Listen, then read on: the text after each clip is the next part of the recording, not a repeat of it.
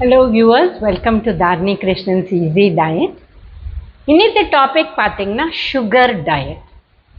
இந்த sugar diet சாப்பிட்றீங்க அப்படின்னு சொல்கிறது ஆக்சுவலி தே மீன் சுகர் இல்லாத நாங்கள் டயட் சாப்பிட்றோம். சுகர் இல்லாத டயட்னா என்ன? காஃபி டீயில் சர்க்கரை கிடையாது, ஸ்வீட் சாப்பிட மாட்டோம். ஆனால் எங்களுக்கு டயபெட்டிஸ் இல்லை, நாங்கள் நார்மல் வெயிட் தான் இருக்கோம். ஆனால் எங்களுக்கு ஸ்வீட்டே வேண்டாம், நாங்கள் ஸ்வீட்டே தொடமாட்டோம். அது எந்த மாதிரி ஸ்வீட்டு, பாயசமாக இருந்தாலும் சரி, ஹல்வாவாக இருந்தாலும் சரி, ஐஸ்கிரீமாக இருந்தாலும் சரி, எதுவுமே சாப்பிட மாட்டோம் அப்படின்னு சொல்கிறான். இது சாப்பிட்றது கரெக்டாக தப்பா? இது டெஃபினட்டாக ஃபாலோ பண்ணலாம். ஃபாலோ பண்ண முடிஞ்சால் தாராளமாக பண்ணலாம். இது தப்பே கிடையாது. ஏன்னா சுகருங்கிறது நம்ம உடம்புல வேணும்னு கிடையவே கிடையாது. ஏன்னா நம்ம உணவு முறை நம்ம நிறைய மாவு சத்து உள்ள உணவு, கார்போஹைட்ரேட் கிடைக்குது. அதனால சுகர்லேருந்து நம்மளுக்கு கார்போஹைட்ரேட் வரலன்னா ஒரு பிரச்சனையும் கிடையாது. அண்ட் நம்ம அந்த கேலரி சத்தை புரத சத்தாக நம்ம சாப்பிட்டோம்னா இன்னுமே ஹெல்த்தி தான். இப்போ பார்த்தீங்கன்னா சில பேர் நினச்சிக்கிறாங்க இப்படி சுகரே சாப்பிடாத இருந்தால் டயர்ட் ஆகிடும் அப்படின்னு. அந்த மாதிரி கிடையவே கிடையாது. தாராளமாக அவங்க உணவை கரெக்டாக எடுத்தாங்கன்னா அந்த உணவில் வர மாவு சத்துலேயே அவங்க குளுக்கோஸ் மெயின்டைன் ஆகி ப்ராப்ளமே இருக்காது.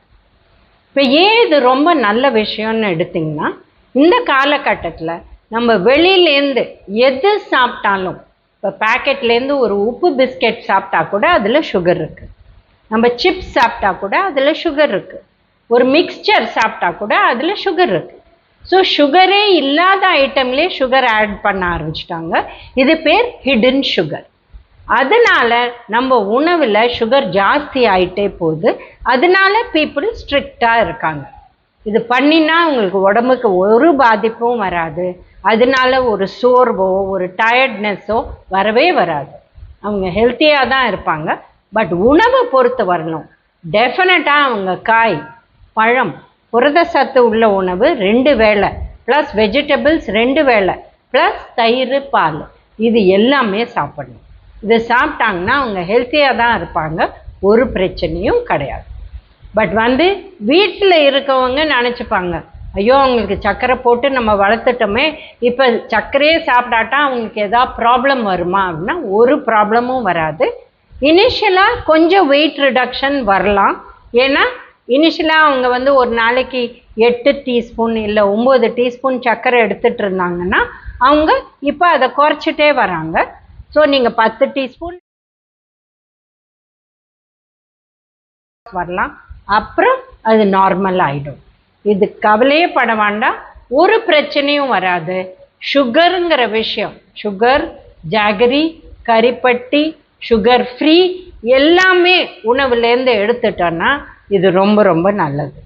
பட் சில பேர் பண்ணுற தப்பு என்னென்னா, சுகர் உணவில் எடுக்க மாட்டோம், ஆனால் சுகர் ஃப்ரீ எடுக்கிறோம். அது தேவையே கிடையாது. சுகர் ஃப்ரீ ஒரு சின்ன வயசில் இருக்கிறவங்க, அவங்களுக்கு ஒரு இஷ்யூவும் இல்லை, டயபெட்டிஸ் இல்லை, அவங்க எடுக்கிறாங்கன்னா தேவையே கிடையாது. அது வேண்டவே வேண்டாம். இவங்க சுகரை விட்டுட்டு ப்ராசஸ்ட் உணவையும் விட்டுட்டு வீட்டிலேருந்து உணவை சாப்பிட்டாங்கன்னா இன்னும் பெட்டராக ஹெல்த் வரும், ஹெல்த்தியாக ஆகிடுவாங்க. Thank you viewers. Please like, share and subscribe our channel.